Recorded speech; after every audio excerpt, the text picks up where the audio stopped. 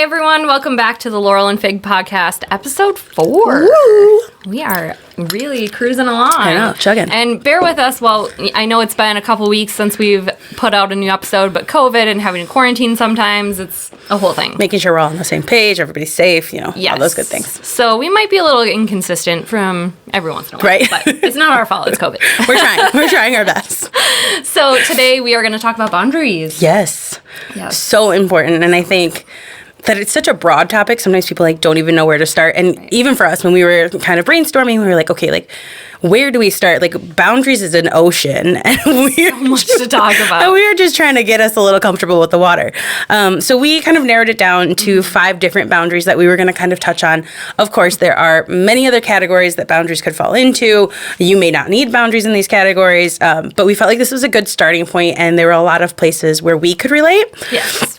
So the first one we had was content boundaries. So as far as what you're seeing on your social media or the conversations that you're having with people, if the news is triggering to you and not watching that or walking out if somebody's putting it on or whatever it is, your own personal boundaries. So what you need yourself, and knowing what you need as far as limits that you're trying to put in place or things you're trying not to do or people you're not trying to be around, but knowing yourself well enough to know what those boundaries need to be. Relationships, so whether that's with your family, your friends, your partner, coworkers, that list could go on forever.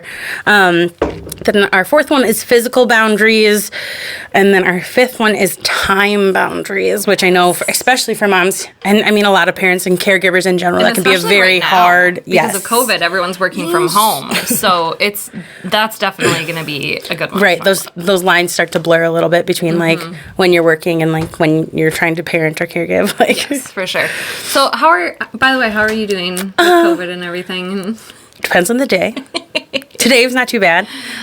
So I sprained my ankle yesterday, but I was able to pay my nephew to mow our lawn. So it was nice to delegate that out and get it off my plate, and it was a win-win for everybody.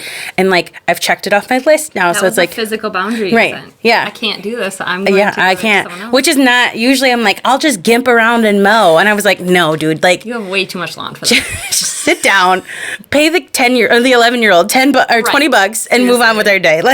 It's fine. Recently sold something on the garage sale, so I just shared that money back with him, and it all worked out. It all works out. But what about you? Where are you at? I'm not gonna lie. I'm pretty struggling with anxiety lately. I think I'm just at the top of this med range, and I need to get on a new med. I need to call that therapist that you told me about. I know I need to do that. I have another friend who I'm supposed to be reminding to call. This is your other reminder. This is your reminder. You better be listening. Yeah, and if you need a reminder to call a therapist, this is also yours. Yes, because I'm going to be doing it this week. So if you need to do it with me, let's do it together. Because I just got back on my schedule with my therapist because I had been avoiding it because it was another thing on my plate and it was overwhelming, and I was you know what, I need to do this. And so finally I did, and I'm very, very glad I did. Yeah, I think last night was kind of the breaking point for me because I was just in a constant panic attack all night long. Yeah.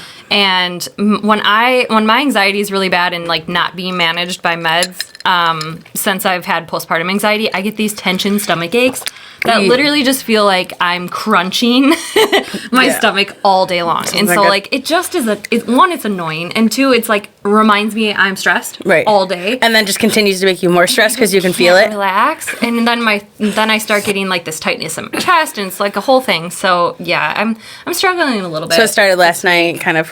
It's been kind of going the last 2 weeks, as you know, because you told me to call a therapist. It's just one of those things where it's so hard to do something for yourself. Yeah. Why is it so hard? Yeah, it's very, very difficult to put yourself on your own to-do list, if you will, sometimes. Yes. Yep. But anyways, so we're going to kind of get into content. Yep. Okay, so I think social media is probably a huge trigger for people right now. Especially Facebook. I feel like Facebook is the worst. Yeah, it's probably the biggest perpetrator of it. Whereas Instagram, I feel like you can kind of pick and choose what your feed is full of. So mine is a lot of dogs and home improvement projects and right. It's not so much and art, right? It's not really friends and family sharing their stuff. Whereas Facebook feels very negative some days, and it's a lot of personal experiences about like, I went to the grocery store and there was no food on the shelves. And, that was like at the beginning of COVID when everybody was, mass prepping. And like, I was like, oh my God, we're not going to have any food. And I have 3 children to provide for. And I have 2 dogs I have to feed. Like, what am I going to do? Right. And my logical self knows that like, hey, this is probably not going to like collapse overnight. Right. But my anxious self was like, oh my God, walking through the store and there's no ramen. I know. Like, what is the world coming to? That's what you're gonna eat. No ramen. That's what you're gonna eat. So, no, I know. I feel like my husband keeps telling me that like my feed is just so like political or just negative stuff. And I've really tried to weed it out. Every election, I feel like I weed out more and more. And it's an election year, so yes, that's always hard. It's always hard on social media. So I guess what we're saying is if your content feed, if your social media feed is like super negative right now, and every time you go on Facebook, you're just like, oh my gosh, this horrible thing is happening in the world. Did you see that this is happening? Did you read about this? Maybe just take a step back from social media. Yeah, I think not only taking a step back from social media, but also like there is a little button in the corner of the post that you can say like hide person or snooze. Maybe it's snooze for 30 days. Yeah. Or you can just unfollow them so they don't show up in your newsfeed. So you're not defriending them because like maybe it's your great aunt Edna and she's phenomenal and makes the best apple pie. But she's like kind of low-key terrible on Facebook, and that's okay, like, to hide her or to snooze her. Like, if you need to go find her, like, you know where Aunt Edna is. Like, it's fine. I would also say, like, for us in our home, like, we've recently instituted tech-free Tuesdays and low-tech Thursdays. I like that. So tech-free Tuesdays, like, everybody, including me, has to, like, be off tech. That's hard. And it is hard. The first day was the worst, or the first time we did it was the worst, because, like, I would be on there like looking at an email because I was like in the midst of like trying to communicate with somebody that day, and so I had to stay on top of it. But like automatically muscle memory would like click into Facebook, and I was like, oh shoot, like I'm not supposed to be on here. It's nuts. But it's crazy, right? How automatic that is for me at least. Every time I'm bored, I click on Facebook. Right. I grab my phone and I click on Facebook, and I don't even have anything to look on. Right. There's nothing there. I have like or I've seen the same thing for like 10 minutes. Like it's ridiculous. Our brains are like trained to just, if we're bored, if we have any downtime, to just click on my phone. Media. Yep. And then even low tech Thursdays, we do 2 hours. So it's 1 hour in the morning and 1 hour in the afternoon. And I don't know why we picked Tuesdays and Thursdays. Like it just kind of worked out that way. But like we like try to make sure we go for a walk on those days, or like we try to find something different to do. So that's been really good for us, and it's been really good for me because like I know a lot of parents are like on top of their kids about screen time and like earning it or like only getting so much. But like when's the last time you set a screen time boundary for yourself? Totally.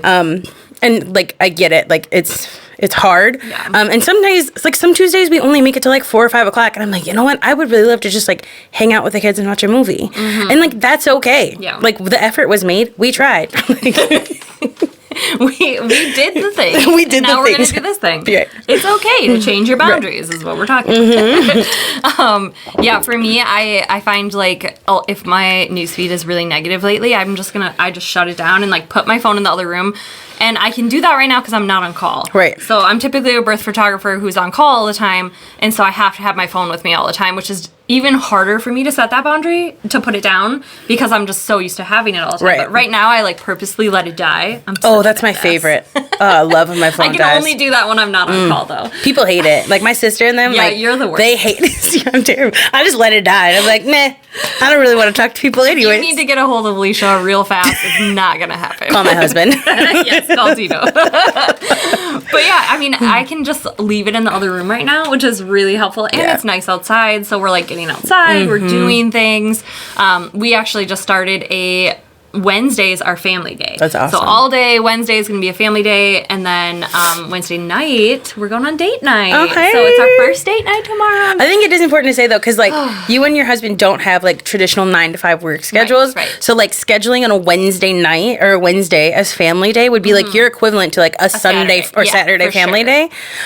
So like I don't think it's hard to remember to be intentional about it because you don't have like that standard schedule. Whereas like when you do, you're like, oh, it's the weekend. Like this is the time we do stuff. Exactly. But when you have a flex schedule and you're here, there, and everywhere and things aren't exactly set, like to specifically set a day where, hey, nobody's scheduling things on Wednesday. This is our day. Like that's really great. Yeah. And I'm actually going to talk about that when we talk about time boundaries with work. Yes. Because I was literally working every day because I didn't have that 9 to 5 that like I could just clock out of. And it was super hard. So we'll get back to that. We'll circle back, I'm sure. Okay, so next, personal boundaries.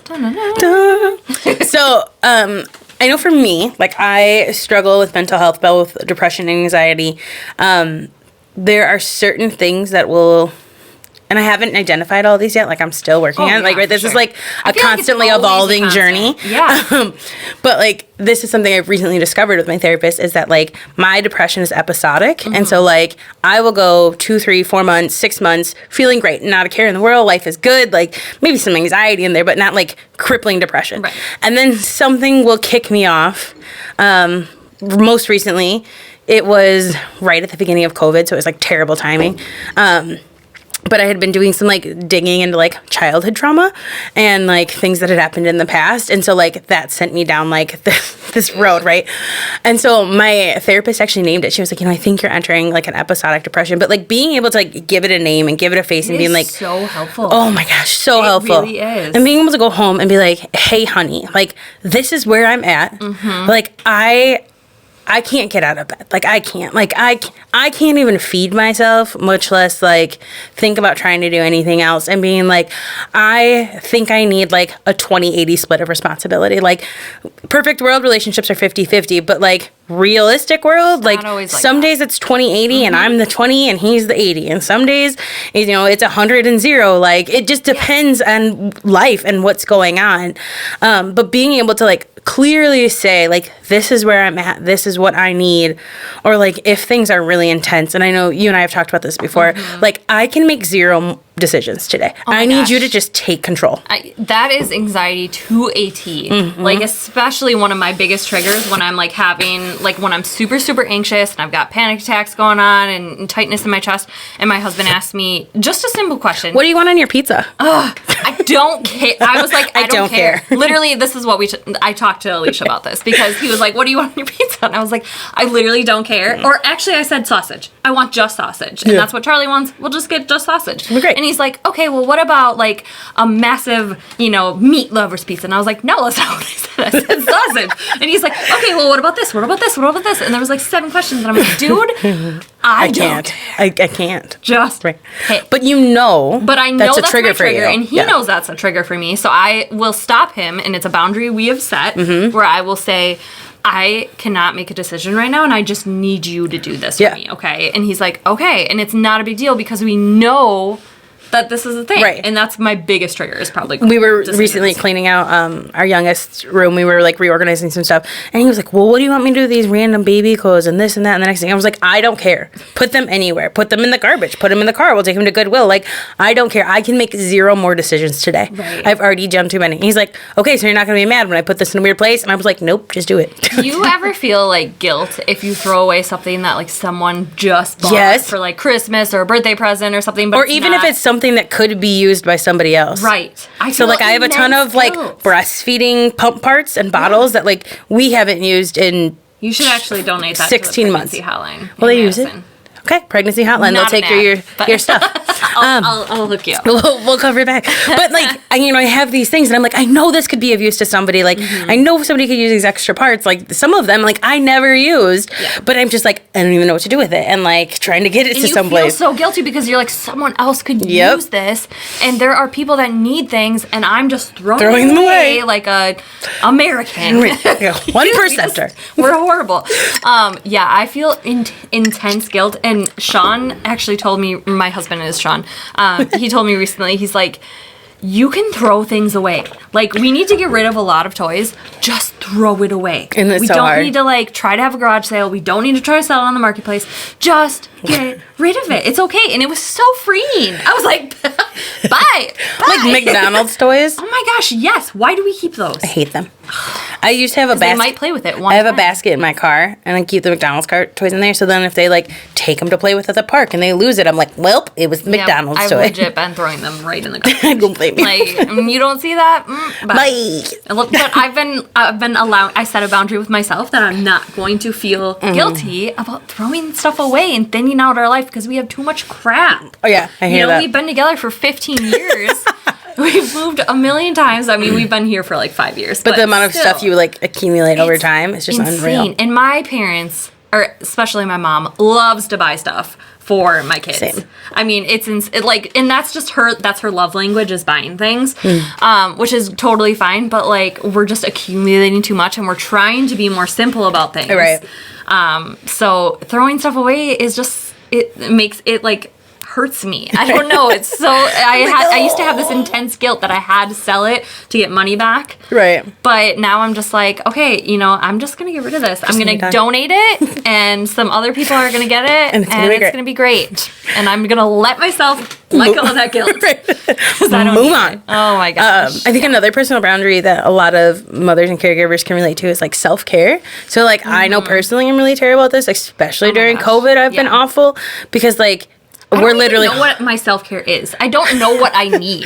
I really don't. And I know some people are like, go to the spa, get your nails done. And if that's your self-care, great. That's awesome. I wish I had a thing like But do you know what mine is? It's like, did I brush my teeth this morning? Like that's where my self-care has gotten I learned to. From January a like lot. that's where I've gotten to is that like I literally just need to get like the basics done. So like I have a face wash cloth in my bathroom and my toothbrush. I'm like, my goal every morning is to brush my hair, wash my face, and brush my teeth. I love it though. But like it's simple. But some mornings, right, my kids are waking me up and I jump up and I'm in the kitchen and I'm getting them stuff or I'm changing a diaper or I'm breastfeeding or I'm doing whatever. Immediately. And like and then like it's 10:30 and I'm like, geez, like have I even peed yet? Like, man. And so like it's a very intentional moment in the morning to be like, okay, this is what I'm going to do. Is like these 3 things are a no, what's the word I want? No compromise. Yeah, no compromise. You guys know. No deal. Yeah, like it's gonna. Like it's a deal breaker. They're like the deal breakers, right? Like those have to get done. Yeah. And like those are my 3. And yes, those are so simple, but I feel so much more ready to take on the chaos that is my children and my dogs. I totally agree. If I do those 3 things, and you're like, I brush my teeth and brush my hair every day, like, and if you do, like, you're already crushing it. You're doing great, really. Really, you are. Like, hats off to you. Yes. But then maybe, like, you can throw in a 5-minute meditation. Right. Like, that's my jam. I actually learned that from listening to the Hershey podcast, which everyone should listen to because it's amazing. And it actually, she talks about boundaries a lot on there, and she has her husband talk on it too. So I always think it's interesting, like hearing, both sides because they have 6 kids, which is crazy. Hello, baby. And so I learned that from her, where she's like, you know what? Instead of immediately going on social media in the morning, maybe get up and pee.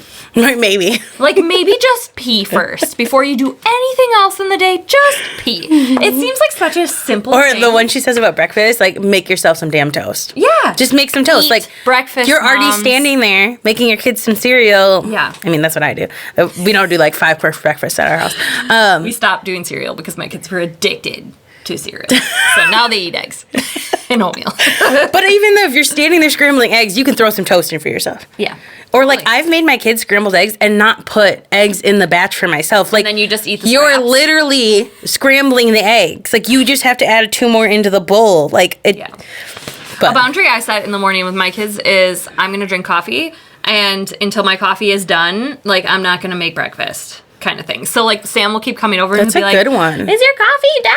I'm starving." He literally wakes up starving. I know. Like that kid is ridiculous. And so he like knows. He looks at my coffee cup and he's like, "Oh, no." At least it's a good visual one for little kids, right? To be like, especially okay, is him. the coffee He needs empty? Visual, and I'm very visual too. So I hear that, right? Yeah. Yeah. But yeah, I mean, I have triggers, a lot of triggers that mostly are anxiety related, but like I've talked to them about with my husband, and we kind of know them, right? And he has triggers because he has depression, so we know his things, what he needs and maybe to you're do. still identifying them. Like I'm still identifying my triggers. Like sometimes I'm like, I have no idea how I got here. Like I'll sit there and I'll be like, there's nothing like wrong in my life. The worst part of but it, like, and so then I feel guilty that I feel this way when I have a great life and a great husband and great kid. Like it, and it just spirals, right? It keeps going. Yeah. So I think if you can take a step back, or like especially with a therapist is great if you can do that, because sometimes they see things you don't, and you can find those points like, okay, like what was it that triggered me this time, like maybe not. And I don't think necessarily avoiding triggers is the best for everyone's situation. Like mine, like digging into my past, like I can't avoid that. Like that's stuff that needs to be processed and needs to be dealt with. But if for you, right, like if there's something specifically that's going to trigger your anxiety, like, I mean, no shame in like legit just avoiding it if possible. Yeah, for sure. And I mean, a good one to talk about too is my husband, because he does have depression. He knows he needs to work out. Like that is a daily thing he needs to do. He also has sleep insomnia stuff. Yeah. So he like has to work out to keep all that in check. And so that's a boundary he set with like a family non-negotiable, too. That's like non-negotiable. It's going to happen every day. He's either going to go for a run or to the gym. And he sets that boundary, and I'm proud of him, and I wish I did that. I wish I had that motivation. It'll come back someday. But yeah, I think that's really important. If you need to go to the gym, then freaking go to the gym. You need to go for a run, go for a run. Even if you have to, haul the kids in the jogging stroller and put on some tunes in your headphone and just go for an hour, just get outside and do that. Like if that's something you need. You need to do, yeah, absolutely. Yeah. But anything that you specifically need, you just need to communicate a lot. Yeah, I think that's key, right? It's like me telling my husband, hey, I really need to do this. Yeah. Or if vice versa, your husband telling you like, hey, I really need to go for a run, right? Like if he doesn't tell you that, like then you don't know that. Then I can't help. And then a lot of times when we're in relationships, which we're kind of getting into next, I think that communication is key because people can't read your minds as much as girls want everyone else to perfect just life. Know, right. Like all the movies that show like the men just know what we want. They don't. So I think it's just really important to like communicate and talk about things, and you can talk about anything with people, like your mental health issues or triggers or anything, and just set those clear boundaries so that you can. You'll know this because we message and talk all the time. But like, if I've hit a real bad spot, I have 3 really, really good girlfriends, and I will message each one of them saying, "Hey, I'm in a real bad place right now. I may pull back, but like, know that like." I'm still here, just love me through this type of deal. Just because then, like, there is no, like, oh, is she mad at me? Like, did I do something wrong, right? Like, because I don't want to put any of that burden, like, onto your plate. Because I do know that a lot of times as women, we take guilt and blame onto ourselves. And then it turns into, oh, did I do something? Like, why did she respond? I also think we're really good at saying, like, hey, do you have the mental capacity right now if I unload something on you? Because that's really important, too, is setting that boundary that, like, people aren't just constantly, like, venting to you about stuff where because I'm an empath, you're an empath. We take on everything and we feel it so deeply, and sometimes you can't take on other people's crap, right? Because maybe you're in your own hole and you're like, you know what, right now is not a good time, I'm sorry. And that's another reason I tell my friends that is so like, like, hey, I can't really put anything else on my plate, please don't dump things on me. But that's important, and that's absolutely totally rolls into relationships, so we may as well just roll into it. We'll just keep going. Relationships. Family. Ooh, this is a good one, especially for moms. New moms. Because family can be a real turd. I'm not gonna lie. One of the biggest struggles I struggled with my family when I first had my son was they were like telling me everything that they did with me. And that's great. Awesome. I lived, I'm here, but that was also 30 years ago, I also rode on a bucket in the middle of a carpet installing van when I was 3. Probably not the safest thing. Am I alive? The same. Yes. Would I do it with my children? Hard pass. Being an 80s mom is totally different, though. Like, if I could go back and be an 80s mom, I totally would. I'd be like, bye, kids, don't come back till 5. No, girl, it's the street lights. You got lots more time. It's fine, but like my mom was always telling me, my son was exclusively breastfed, and she would always be like, okay, well, he'd sleep through the night all the way if you just put some oatmeal in his bottle. And I'm like, okay, Mom, thank you. I hear that. But I'm not going to do that. One, because I'm breastfeeding. Yes, I can make a bottle of pumped milk. It's a lot more work, but okay. But also, babies just wake up at night, guys. It's normal. And it's super normal, especially because our breast milk makes more milk at night. Like, we make the most milk at night. So it's very normal. Babies aren't meant to sleep through the night. No. I'm 30-something, and I still don't always sleep through the night. Sleep through the night. I get up like twice to pee, guys. I mean, depending on the day, right? Like, I wake up a lot. You know, so I think we just put one too much expectations on babies, and moms. They're babies. But everyone wants to like know if your baby's sleeping through the night. Like, shut up, Karen. Right. Because seriously, no, he's not. Do you want to get up with him at 1 o'clock? No. Right. But I finally had to tell my mom, like, look, I appreciate everything you're saying, but I'm not going to do that. And here's why. You know, they don't really do formula or cereal in milk anymore, and blah, blah, blah. And he's breastfeeding, and it's fine. And I just had to set that boundary with her because she kept asking it out of love. She was totally doing it just to like help, you know. Right. She wasn't doing it because I mean, they know what they know, right? Versus like what you may know. Yeah. And I will say that like you justified your boundary to your mom, but I want to say like you don't have to justify your boundaries. So like sometimes, and I have two different methods. One of them is like the friendly, like non-confrontational method. And that's great. I'll keep that in mind, right? And like, and then I just move on. Yep. Right? Because I am keeping it in mind. Like, I know that so-and-so did that.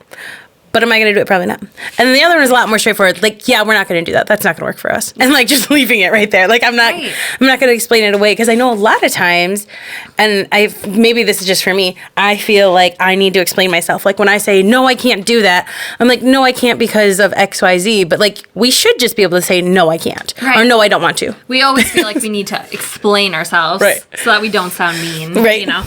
But bottom line, you're the parent. Yep. That is the bottom 100%. line. My parents were probably my biggest struggles because they like just wanted to help so bad. Right. And they only knew what they did with me and my sister and brother. And that's great. But it was like 25 years ago and things are different. And I'm the parent now and it's my turn to go through these things. And I've always felt weird telling my parents like, no, I'm not going to do that because like I don't want to be mean. But I did have to set straightforward boundaries with them, especially with my dad when Sam was like 5 months old and I think he was 4 months old. And we were walking to get ice cream, me and my dad. And my dad got chocolate ice cream and he's trying to give it to my baby. And I swatted his hand away. I'm not even kidding, 7 times. Oh, like physical swat? Like physical swat. Like no. But I'm not kidding. So many times. And he still went for it. And he gave my baby ice cream. And I was fuming. But I was like so bad with confrontation at this point. I'm a very different person now. Like I would say like, fuck no. But then I was just like, and I went to sleep crying that night because I'm like, what if my baby has an allergic reaction? Also, I should say this was my first child. And I think that is different. Right. But first child, anyways, I said no. That's the boundary that I set. No, this is my child. And he still went for it. So I was super upset that night. And the next morning, I sat him down on the couch and I told him how I felt. Exactly. I've never done this with my family before, ever. I mean, I was like 28 at this point, and I was just like, this is how I feel about this. I'm super upset, and I don't trust that you're going to like listen to me when I say things, so you're not going to be able to be around Sam by yourself. Sorry, until you can prove to me otherwise that you're going to listen when I say no, it's not going to happen. And he was annoyed, but you know what? I didn't give in, and now he's still an ass. But we have boundaries, guys, and he knows he's not going to get them alone. But yeah, so I mean, I set that boundary. He's not always going to listen to it, and that's the thing with family is sometimes they don't respect your boundaries. Sometimes, though, they really do. Yes. So for me, I had Lucas. He's my youngest, my third child, at 34 and 4. He didn't come home from the NICU until Thanksgiving Day. Well, I had 2 children released on Thanksgiving Day. Sorry, random thought.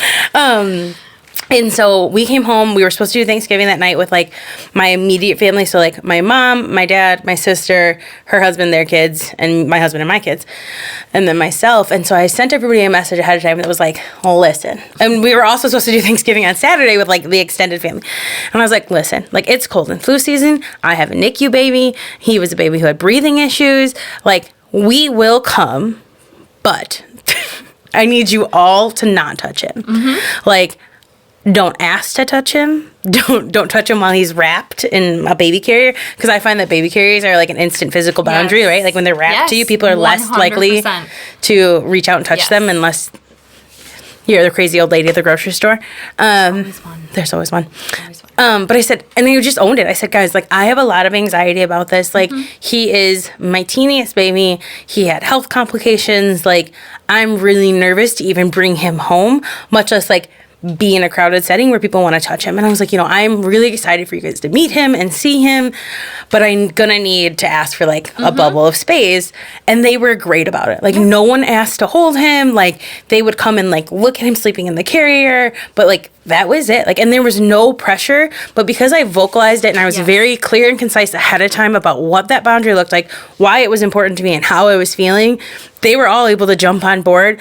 And it wasn't something where I had to get there and tell every person, oh, please don't touch him. Right? And then you feel this guilt because you're like, I'm sorry. Right. And you're like constantly saying sorry. And then you feel bad and you're like, maybe I'm being ridiculous. Right. Maybe I'm being irrational. Maybe I should. And I think I even said that. I said, this might be overprotective. This might be slightly irrational, but like that's where my anxiety has taken me. And I just owned it, like, because that's what it was. Yeah. And I mean, this wasn't during COVID, by the way. No, this was just like normal cold and flu season 2 years ago. And it's not like they're never going to be able to hold him. Exactly. Obviously, they were going to be able to come over soon. But yeah, you just brought him home. And that is the perfectly acceptable boundary to set. Well, and I think we said, like, if you guys want to come over, like, one family at a time, because I'm very blessed that, like, I have a lot of extended family who lives very close by me. And I was like, if you guys want to come over, like, one family at a time, like, you and your kids, like, that's it? Great. But, like, let's not do all 29 of us at once. Not even like it was summer where you could, like, be outside. Right. Like, stuff, like you would be it was cold and snowy. Yeah.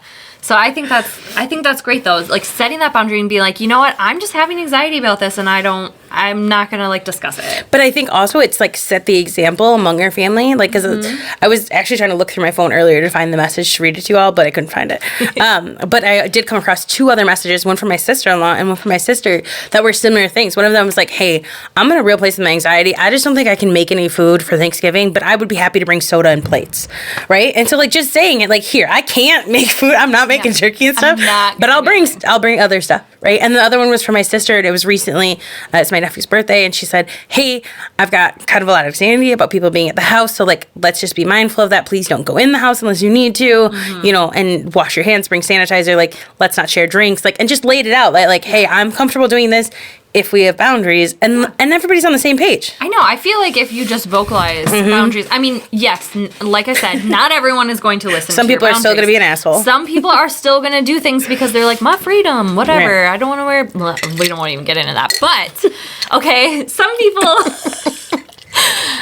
want to do what they want, and they're just selfish. And you know what? If you go in knowing like that person's just going to be like that, that's fine. But you can still set a boundary with them within yourself and say, I'm not going to deal with this right now. Yeah. And I think, move on. Too, like sometimes that's like conversations, right? Like, I know your sister's had some issues recently. With conversations she's tried to have with people, and that maybe people have had to try back. And so being able to know like what the limit is on that and being able to therefore vocalize it, I think is super important. Yeah, for sure. So that's a lot on family. That is a lot on family. I mean, my families are my friends. Yes. Friends boundaries are hard. I mean, they're not for us because I don't know. For you and I, yeah.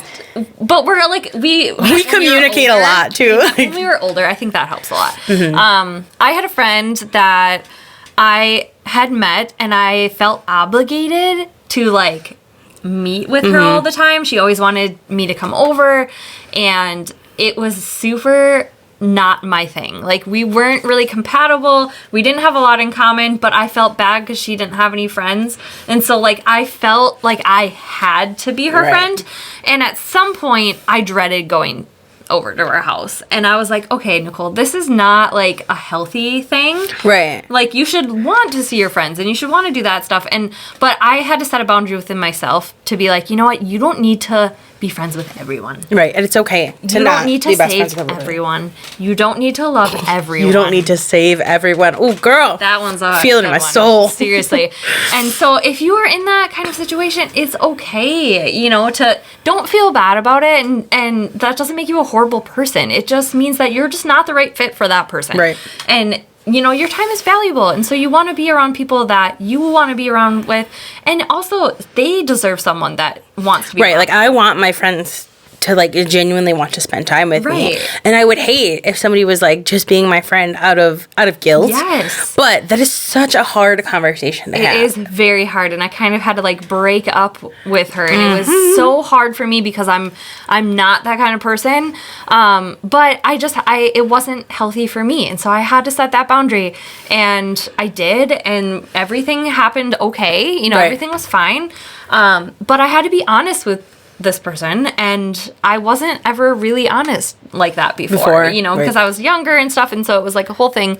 But it's very empowering once it you is. are, because you're like, okay, like I can own this, and I can own my truth, and I can own who I am without the world blowing up. Because sometimes in those moments, like, you're like, oh man, this is going to blow up into a huge ugly thing. Like, it's going to be awful. Like, you know, it just goes on. And so, like, we make ourselves sick, worrying Absolutely. about what that person might think, and sometimes you just need to jump and do it. Like, just be like, I'm sorry, I love you, but you're a like, great person, but like, right you're just for not me. my person, and that's okay. Yes. Yeah. I will say that it's not always your friends. Sometimes it's the people who surround your friends, like specifically their spouses. So I had a woman I was friends with. She was great. We got along fairly well and everything. And like she recently moved in to my city. She was like, oh, we should get together and do this, that, and the next thing. And I was like, oh, but your husband's kind of terrible. And so then it was more of a conversation with myself as of, do I want to surround myself with her and her husband, who seems to be a toxic person? Because, like, if I could just take her, I would. Right. But, like, as a package deal, like, it was not going to happen because I can't take the extra negativity and, like, Right. stuff in my life. So I had to just be straight up with her that, like, hey, listen, like, you're great. We could be friends. I would love to meet you for a play date, but I don't think we're ever going to do, like, you know, family meetups at the pool or, like, play dates at the park with our whole entire families because, like, I low-key can't stand your husband. And so That's always hard. and that's the worst, right? Because like I got along with her just fine, Right. But I couldn't negotiate like my sanity for like the toxicity that was her partner, because like it wasn't only the way he treated other people, but the way he treated her that I also couldn't be a part of. That is very hard and very real in this in our culture, you know, and like you're saying, you don't have to be friends with everyone. Right. You don't have to love every single person. It's okay. And if it had just been a you don't jive. difference in like the way the relationships were, because I would say your and Sean's relationship is very different from Tito's and I's relationship, but both of our relationships work for us. Right. But this, to me, appears to be a relationship that is unhealthy and doesn't work for both of them. And I was like, I can't do that. I have a really good friend who always tells me that, like, you are the people you surround yourself with. And I was like, I don't need that in my life. Right. And like, And it that's sounds okay. kind of cold, but like, sounds mean, but you sometimes you just have to own it. Like, it's important to set these boundaries because being around toxic people just makes you more toxic and makes like adds stress to my life and adds things to my plate I don't need. And yeah, I'm just gonna set that boundary right there. That toxicity is gonna stay over there. Yep. It's not gonna come up my way, Nope. and that's super important. Absolutely. Yeah. Partner relationship. I mean, now that we were just talking about partners. Well, you have a story. So, I find maintaining our house to be very stressful. I feel like it's a lot on my plate. We have 3 small children, we have 2 dogs, and then we have us in there. And then, like, you throw COVID in the mix, so we are all home 24/7. My husband is working from home. My kids are no longer in school. I can't even do the Target stroll. Like, it's a problem. Yeah. And, like, we are now eating 3 full meals a day at home, so that's, like, 3 times the dishes. Like, it all spirals, right? Like, and my sister was like, my kids go through less laundry. I was like, girl, my kids be putting on fashion shows, like 7 outfits a day. But her kids are older. That's different. Your kids are younger. They're like, my shirt's wet. I need to change it. And like, I got a grass stain on my pants. And I'm like, no, you're fine. And then it's like world meltdown. And so then I'm like, you know what? Pick your battles. I don't even care. Change your pants. I don't care. I don't even care. So we have like tons of laundry, tons of dishes, tons of everything. And so I'm doing really hard to like maintain my responsibilities. And so my husband's responsibilities are the kitchen. That is like the kitchen and laundry are his responsibilities. And we've had the conversation in the past because I would notice that he would get like behind on stuff, and I could tell that like he was feeling anxious and discouraged about it, because like I imagine that if you walk into the kitchen in the morning, you're like, damn, I still didn't get that done. Like that's got to feel really discouraging. So I told him, hey, I'm sure that feels discouraging and that's not a good feeling. If you are feeling overwhelmed, you need to just ask for help. I am not going to jump in and save you because I cannot put more things on my plate. Like, I need to know where my role starts and ends, because otherwise, like, it feels like my plate is never ending. Right. And that there's, seriously, I mean, I'm at like the never ending buffet over here, and it's a real problem. And so, but like, this is a ongoing conversation about like boundaries and like, you know, well, I asked you for help. Okay, you said, hey, would you help me later? I said, no problem. But then you never brought it up again. So I didn't know where you needed me. Like, I'm not going to jump in just to kickstart this initiative. Right. You need to like take the initiative and be like, hey, can you, like, and asking me something specifically, like, can you please wash all the big pots and pans? Yes, I can do that. Mm-hmm. Like, because then I can just easily fit that into my day. But where ambiguous requests as a, can you help me later? Or, hey, I can. Or even, can you help me with the kitchen? There's a lot. Do you want me to mop? Do you want me to sweep? Right. Like, do you want me to clean out the fridge? Do you want me to take out the garbage? I don't know. I can do that. What are we talking about here? Because my brain goes to everything. Yeah, right away. Because I have like way too many tabs on my plate all the time. And so it's like that meme, the one that's like, I have 472 tabs that are open. 2 of them are playing music, and I don't know where it's coming from. I don't know where it's coming from. It literally, that's my life. 100% my life. And that's probably my biggest anxiety stressor, is that like I worry about everything.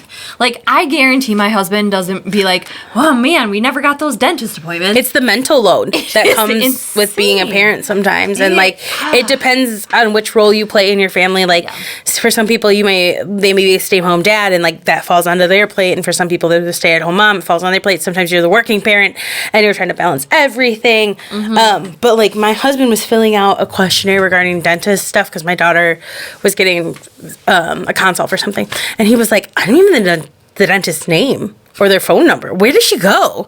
And I was like, see, this is what I'm saying. Like, this is just extra information that just like sits in my brain. Right. Like, no wonder I feel overwhelmed. Like, I know all their social security numbers and all the pediatricians' names and numbers and the dentist names and numbers and who their teachers are and what schools they go to and what their schedules are. And like, it's not because my husband doesn't care, but like, that just like, that isn't the part he's had to play. Right. And that's okay. But I need him to then take the kitchen. Yeah, like, right? Exactly. Like, just take the right. Like, some of that delegating, I think, is so important. Like, well, and I will help. Yes. Like, I really will. Like, just tell me, can you wash all the silverware? Yes, I would be happy to wash all the silverware. We'll shine them. Right, I will do that. But like, being very clear and specific on what that boundary is and what it looks like, I think. Yes, it's something we're still working on, but it has helped, because then, like, I feel less guilt about, like, oh, the kitchen's a mess. Like, I'm like, meh, that's not technically on my plate. Like, I'm going to just let it be. And then, like, we'll address it if it becomes an issue later. But it's not your thing to take right, care of. It's not on my list. It's okay. Right. You know, it's very freeing to, like, have some things delegated to other people, and we don't always do that. One of the like recent boundaries we've kind of set with our relationship is bedtime is like a hot mess in my house. Okay, I'm just gonna paint it for you guys. My kids, I mean, when we stay at home, we're work from home parents, and we stay up late and wake up late. So like, we don't have like rigid bedtimes or anything, but we did start implementing more like them sleeping in their own beds, because we've always co-slept and it's never been an issue or anything. But now that our kids are older, Sam can definitely, I mean, he's 5, he can sleep in his own bed. Charlie is a little bit harder. She's 3 and she still comes in like halfway. But I have a hard time, like Sean used to be able to just read them a book and they would fall right asleep in like 5 freaking minutes. Nope. Okay, with me, which I'm the one that puts them to bed because Sean's usually working that night, they just melt down and scream and cry and they need me and they need water and they have to pee and it's like a whole freaking thing. It's like a circus act. Okay? So I started just like putting them to bed in my bed. I would just lay in the middle of our king size bed with a kid on each side because they fight over who's gonna hug me. Lay next to mom, right? And then they freaking go to sleep. And as soon as Charlie goes to sleep, I would move her to her bed and then I'd move Sam to his bed. And it was like a whole thing. But then Sean's coming to bed, trying to get to bed early so that he can go work out. And there's like 2 kids in his bed being insane feral animals. And he's trying to sleep. And so we had to set this boundary where he's like, you know what? I just really want my bed, which is totally acceptable and fine. And for him to ask, yeah. And so I was like, okay. So I like had to start making sure I wasn't like taking over his space. Because he's like, I'll go sleep downstairs. I'm like, no, like this is your bedroom and I need to just like bring them in their room and stuff. And they're doing great with it, but it was just a boundary we had to set where it was like, but again, if he never says anything, exactly, you don't know. I would never have known that it was a problem, but it was super bothering him. Right. And so that's like an easy thing that we can just switch up and change. So yeah, communication, obviously key. Physical boundaries. Yes. I have a bad back. As you've probably heard in my other podcasts about epidurals. And so I have to set physical boundaries with myself carrying heavy things because I can't do it, or I'm going to be wrecked for like 2 days and have to go to the chiropractor and be like, fix me. Do you have a problem asking for help with that though? Not anymore. Sometimes my husband makes me feel a little guilty about it because he's like, you just need to work on your back and like get stronger and blah, blah, blah. But yes, I do. But it's just back problems. Right. And I just have to set that boundary with him and be like, you know what, I'm fine, but let's like bring a friend over to help you carry the bed. Just to be safe. Just not going to do it. I know for one person, physical boundaries, my sister, she's not a hugger. Like that touch is just like a little too much for her. So like I never really noticed it because like that's just how she's always been. So like when I leave her house, right, like it's like an elbow bump or a fist bump or a high five. Was this before COVID? Yeah, this is before COVID, right? I didn't know elbow bumps existed before. Oh yeah, well, because okay, elbow bumps for us were because like I would be carrying a baby, so I'd be like, "Peace out, girl." Like, makes total sense. Right. So it wasn't like necessarily like a thing before that. But she had a person in her home recently who like didn't get it. Was like, I just want a hug, and she was like, I just can't. I can't. Like it's not about you. It's not about you touching me. It's just like I can't. Like it's too much in my bubble. But she knows that about herself, and she's been able to express it to our family and to the person who came into her home and was like, listen, like. I need you to just like step back a little bit. Like I will let you know when I'm having the type of day that you could hug me where I'm like in a really secure place. Because some days you can maybe handle a little bit more like pushing on that boundary than you could. Whereas other days, like for you said you're not having a great day. So like me asking you 5,000 questions today probably wouldn't be the best bet. Go crazy. Right? Like, so knowing those and also knowing when they can be pushed and not. And also knowing that for some people, like touch is really, really important to them. Yes. So for example, my husband, touch is super important to my husband. And I'm not talking like sex, like, yes, we both enjoy sex, that's great, whatever. But I'm more talking about like my husband is a very touchy-feely person. Like his parents are very touchy-feeling, like they're very big on PDA, and it's great. I like sometimes I'm like totally like, yeah, let's cuddle. And then other times I'm like, I've had 3 children crawling on me all day. And our 20-month-old is still breastfeeding with his feet in my face as he like pinches my leg. So I'm going to go ahead and not need to be touched. I just need you to give me some space. I just need a minute, right? And so, but again, like this is something we have like talked about at length. And so like this is going to sound so terrible. But some days we sleep head to foot and he will like hold on to my feet or rub my feet because it's a way for him to touch me and be close to me that doesn't feel so suffocating in like my top half. Yeah. Because this is the part that gets touched all day long. Whereas like nobody's touching my feet or my legs generally. That's interesting. So I've never heard like that before. Right. It's such a bizarre. But like I can touch. It works for you, so it doesn't matter. Right. But like I can also like hold his feet and touch his feet. He's like a furnace. His feet are not that way though. So like it's also like a heat thing too. That sometimes I'm like, I'm so hot I can't breathe. Don't touch me. That is one thing. So it like works really well for us. And like it's not always that way. Like sometimes we do cuddle at the top of the bed, but like a lot of the times, especially with having an extended breastfeeding toddler, like I'm just touched out by the end of the day. I'm like, the dogs are laying on me and the kids are beating on me and like jumping on me and I'm on a playground. Like I just need a minute, but he needs that touch. Like he needs that connection. So like that has been like our pivot is to like find a way that we can make that work. I think that's super smart because my husband is kind of the opposite of yours, where he does not like PDA. He doesn't really like kissing in public or anything. He'll hold hands Sometimes. of the time. But he's not like a big, like, come up around you and hug you, you know, and I always thought that that's like what relationships looked like. You know? Right, because that's what media says it looks like. And so, like, I really struggled with that for a really long time. I mean, we've been together for 15 years. And I was always like, he doesn't love me, he doesn't want to be by me, but it was just really his boundary. Right. Like, I'm just not a touchy-feely kind of person, but I still love you, and he shows me in other ways. So I think that's important to know, like, some people aren't that way, and that's okay. Yeah, I think, and I know, like, this is, like, a topic that's been beat to death, but, like, knowing your love language. Yes. But I really think it's important. I do. Really is. Like, so I never knew up until probably, like, 3 years ago that one of my love languages is words of affirmation. Mine too. 100%. Like, never knew. But my boss, I had an amazing boss at the time, and she would just, like, shower me with words of affirmation.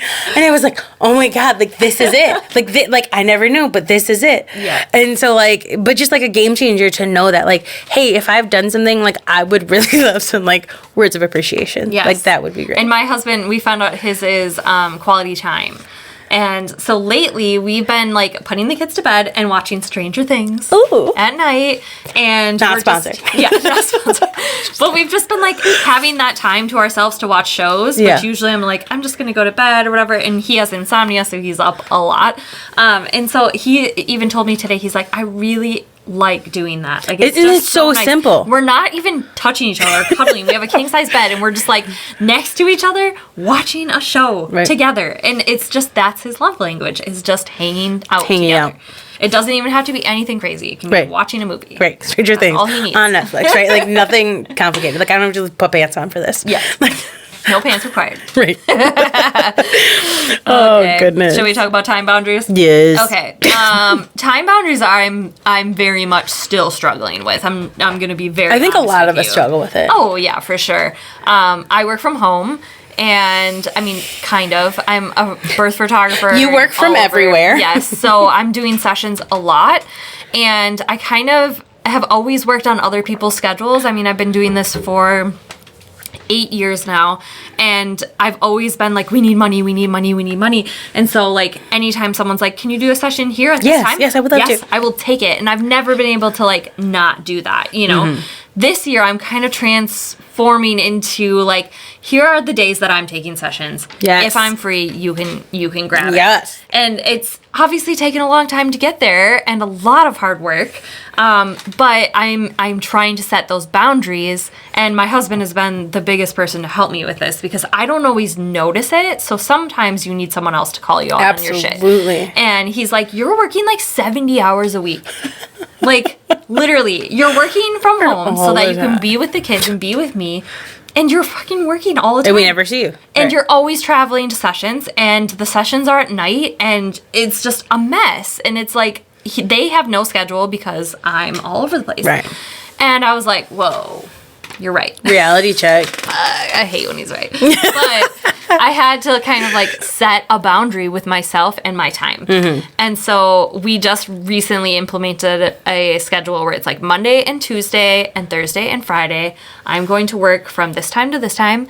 Saturdays are kind of, you know, mostly family free time, which we've never usually had before because I usually have sessions Saturdays and Sundays. Yep. But actually, we are doing sessions on Sunday nights. But just being able to, like, go places and do things is very different. Absolutely. We've never really had that, you know, freedom to do that. So, setting boundaries is hard with work, especially when you work for yourself. It's not always, like, I don't want to say, like, not always happy, but, like, yeah. Like, I know your passion lies within some of those things that are less predictable, aka birth.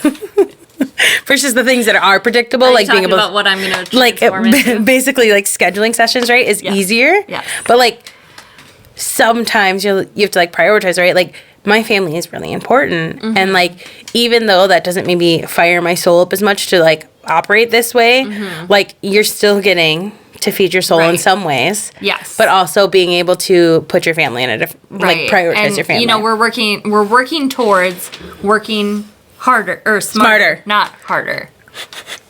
In that way. Right.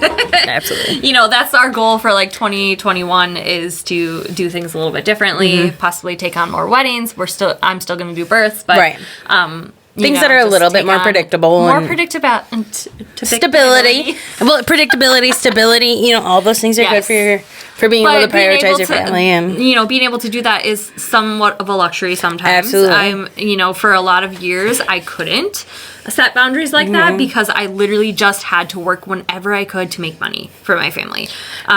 So I didn't always have the luxury, and now I do. So just, if you're working from home, just stick with it and keep working, and eventually, get to this place where you can set these time boundaries. And I would think a reminder that, like, your time is valuable. Yeah, for sure. Because I know for you, that's a problem, that, like, are my images, is my work good enough to be able to be like, no, I can't do that on Saturday, but I will do it on Sunday? Like, hell yes. Like, I think that's just an artist thing, though. I think that's just like, if you do that too. I do. You spend so much time on affirmations, like drawing, and then you're like, $10, like, shit, you should be charging way more. So I think that's an artist thing. It is probably. Where we're just like, is this good enough? Is this worth it? Like, I don't know. But man. Time is hard. Time is hard to find. And it's not always something you can control, though. So, I used to work at a job where I would be to work at 4:30 in the morning, and then I would work till about, like, 11:30, 12. And it was great because, like, my husband, I would get up, go to work. My husband would drop the kids off at, like, 7:38, and we had childcare that was, like, for the people who were coming in and out of our business. But my kids could just be in there while I was working. So it worked really well for us. But it was like, once I left, I couldn't really clock out, right? Like, so, like, I would go home and I would still get phone calls and text messages about, like, hey, what should I do about this thing and the next thing? Or, hey, so-and-so can't come into work. Or, I have this person doing this. And, like, so it was never like I really got to walk away from it. Like, I never got to, like, clock out. And even sometimes I would have, like, our business people, like the people who would come into our business would message me on, like, my personal and private Facebook about, like, hey, what's going on with this shirt, or, like, whatever. And so, like, I literally never got to turn it off. Like, it would be like, I would be at Sunday night family dinner and people would be like, hey, are you going to be ready for this and this and this next morning? And I was like, well, that's kind of how it was when we did our social networking company too. If anyone does social, or what is it? MLM? MLMs, yes. This is like a constant thing. Yes. No one has boundaries with that. They're just constantly available. And, like, all the time. no shame in MLMs. Like, if that works for you, like, and more power to you. And everything, but still, like, sometimes there are no boundaries. There are no boundaries. Anyways, sorry. It's okay. But I got pregnant and I was like, okay, like, I can't be available 24/7. I can't wake up at 4:30 in the morning because I'm not even sleeping as it is because I'm having a baby. And so, like, I first set a boundary that I was just going to step back from my role. And then after the baby was born, after I had some time, I was going to step back into it. But then as time went on, I was like, no, I don't think I can step back into this full time because it's just too much. And then I had my baby and I went into a different position, but I felt like I was half-assing both jobs, like the job of being a mother and the job of being an employee. And so eventually I was just like, hey, I can't do this anymore. But the 2 points to that story is, one, like, I couldn't control the time boundaries. And even by trying to put boundaries in myself, as far as, like, hey, I'm going to pull back. I'm going to change positions. Like, I still couldn't get the boundaries of time that I really needed. Yeah. And then, so therefore I did quit. So that was point one, that you can't always control your time boundaries, and so you have to find ways to do it, and sometimes that means walking away. Point two being that your boundaries can change over time. Yes. Because before I got pregnant, that job worked for me. And yeah, it was annoying to have people call me at home, but, like, it kind of worked, right? It kind of worked. But then, like, my responsibilities grew, things changed, and, like, our company was growing bigger. We were opening multiple locations and like all of these things. And so even as I tried to set those boundaries, like, I couldn't get them. And so then I needed more boundaries, right? Like, I needed to change it, and I needed less of this, and I needed a different position. And so my boundaries changed over time. But that's okay. Like, your boundaries sometimes are going to change over time, and sometimes they change day to day. Yes. Like, and going back to being touched out, right? Like, so some days I am touched out by my children, and me and my husband sleeps head to toe. Some days I'm like, come here and cuddle me. I love you. Right. Right? Like, so it depends. And, like, I think having that conversation with yourself and those around you are important, that, like, hey, boundaries sometimes change, sometimes on a daily basis. Like, that's okay.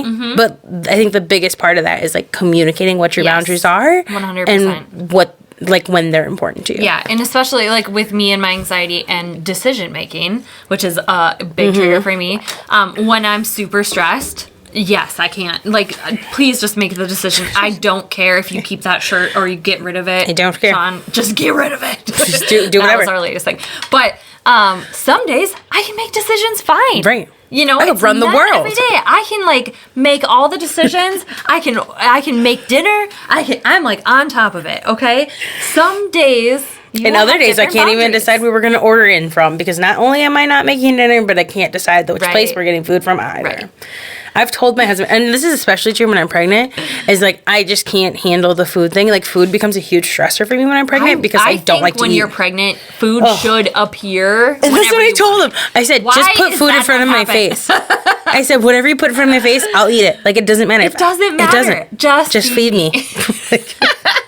Yes, boundaries are going to change all the time, especially as you go through motherhood and, you know, partners and different things. Your career, all of it. Yeah, I mean, even your relationships with your family and friends and partners are going to change throughout time, and they should, because you and Sean have been together for 15 years. Yes, and we're still always and this is a newer boundary for me. And like my husband and I have been together for 12 years, and the kitchen thing is a relatively new boundary and like something that we've put into place. I mean, that changes. And if that doesn't work anymore, you change it. Right. Well, and you're in different seasons of life. Like 12 years ago, we didn't have kids. We were living like college kids, right? Right. And then like we were we were really studying hard and going to college full time and working full time. So like boundaries were different then. And then we had children and everything changed again. I mean, when you add children to the mix, boundaries are a whole new ballgame because you have to set them with everyone, including your kids. Yes. So, side note, going back to relationships, we talked about this briefly about setting boundaries with your children. Yes. So,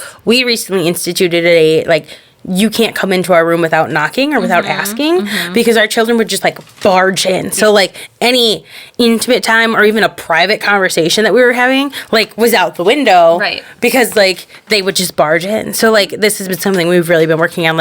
Hey, just knock. Yep. We have been doing the same thing with the bathroom. Yeah. Because my kids just will walk right in and be like, "What are you doing? What are you doing? I'm hungry." Blah, blah, blah. And you're trying to poop. Leave me alone. Dude. The amount of times I've said, "Can I just poop in peace?" And the last month is out of control. Yeah, it's literally the things you didn't know you would say so much. And it's not even just my kids. Sometimes it's my dogs. All of them in my face. They're jerks. Anyways, boundaries are important. Sorry. I'm sure we will talk a lot more about boundaries as we go on, because it kind of pertains to everything, honestly. But I think this was good. It was a solid go at it. Cool. If you have questions, comments, concerns, any ideas for their topics, if you want to be a sponsor. Yeah, sponsor. You can always reach out to us on our socials. We have Instagram, Facebook. You can shoot us an email. You can check our website out. We've got some cool shirt designs like mental health talk about it, because it's important to talk about your mental health. Also, if you're listening to us right now, we're pointing to our shirts. Oh, yeah, that's right. Because sometimes you're on... Yeah, you can listen to us on Spotify, on iTunes, or you can watch us on YouTube. On YouTube, yes, we record. We're in all the places. So yeah, that's all you can go to all of our places and like and subscribe and leave that'd be great, because that helps. And you know what? I really found the boundaries episode, like I said, with the Heart She podcast, super helpful when friends were struggling with this stuff, to send them that. So if you find this helpful and you want to send it to a friend, or you want to send them the Heart She podcast and ours, or you think expanding and listening to the Heart She podcast is a great idea, girl, yes, do that. We're here for you. Yes, seriously, share all the information with all the people, because it's important. It is important. All right, guys, that's all we got. Bye.